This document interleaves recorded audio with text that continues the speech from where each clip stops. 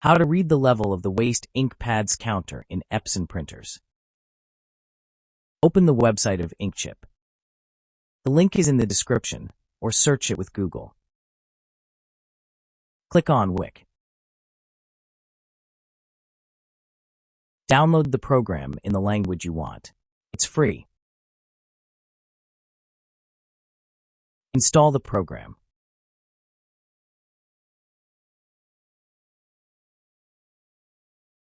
Open the program. Click on Waste Ink Counter.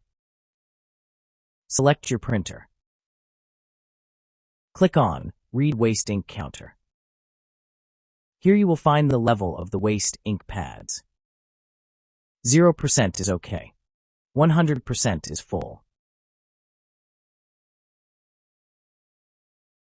If your waste ink pad counter needs to be reset, you can use the reset service of inkchip.